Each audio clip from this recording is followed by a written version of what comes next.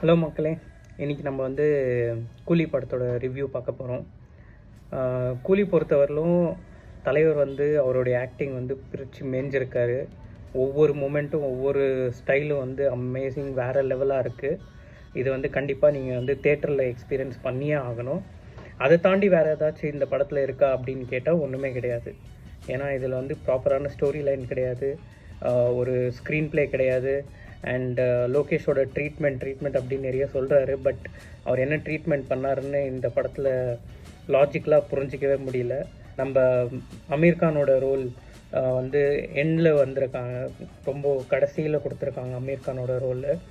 அது வந்து ஒரு கடைசியாக வந்ததே ஒரு பீடி வாங்குறதுக்கு தான் அப்படின்ற மாதிரி ஆயிடுச்சு. உபேந்திராவோட ரோல், அவர் வந்து ஸ்டார்டிங்லேயே வந்து ஒரு இன்ட்ரோ சீக்வென்ஸில் அவருக்கு வந்து அந்த இந்த டோர் அண்டை போகாதீங்க, இங்கே போனீங்கன்னா ஒரு வேறு ஒரு உருவம் அங்கே இருக்கும் அப்படி இப்படின்னு சொல்லி பில்டப்லாம் கொடுக்குறாங்க. பட் அட் த எண்ட் வந்து ரஜினி கூப்பிட்ட உடனே உபேந்திரா உடனே டோரை திறந்து வந்து எல்லாரையும் ஒரு 100 பேரை போட்டு அடித்து வேறு லெவல் பண்ணிடுறாரு. அதுக்கப்புறம் வந்து நம்ம சார்லி சார், அவர் வந்து ஒரு குடிகார ஒரு ஜோன்லேயே காமிச்சிருக்காங்க. ஆக்சுவலாக அவர் சூப்பரான ஒரு கேரக்டர் ஆர்டிஸ்ட்டு, அவரை சூப்பராக யூஸ் பண்ணியிருக்கலாம், பட்டு சரியாக யூஸ் பண்ணலை. ஸ்ருதி ஹாசன் நல்லா ஆக்டிங் பண்ணியிருக்காங்க. மோனிகா பிளிஸியும் நல்லா ஆக்டிங் பண்ணியிருக்காங்க. ரெபேக்கா வந்து எதுக்கு 3 பசங்க இதில் தேவையே இல்லை. ஆக்சுவலாக வந்து ஸ்ருதி ஹாசனை வச்சே வந்து அவங்க இந்த கதையை ஓட்டியிருக்கலாம். பட்டு 3 டாட்டர்ஸ் அப்படின்னு சொல்லி பண்ணியிருக்காங்க.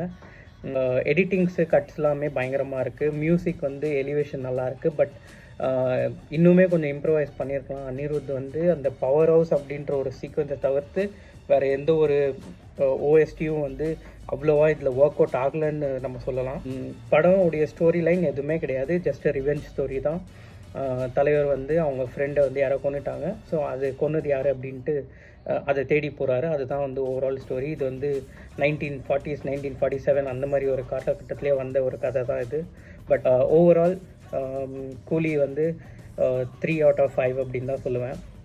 நான் வந்து பெங்களூர்லேருந்து பேசிகிட்டு இருக்கேன். ஸோ நான் வந்து காலைல 7 மணி ஷோக்கே போயிட்டேன். ஸோ நிறைய பேர் ஆல்ரெடி இந்த கூலியோட ரிவ்யூஸ் பார்த்துருப்பீங்க. Not a spoiler, but in case நீங்கள் கூலி படத்துக்கு போகிறதா இருந்தால் தலைவருக்காக மட்டும் போங்க. லோகேஷ் கனகராஜோடைய டைரக்ஷனோ இல்லை ஸ்க்ரீன் பிளேவோ அதை நீங்கள் எதிர்பார்த்து போனீங்கன்னா நீங்கள் ஏமாற்றம் அடைவீங்க. தேங்க்யூ.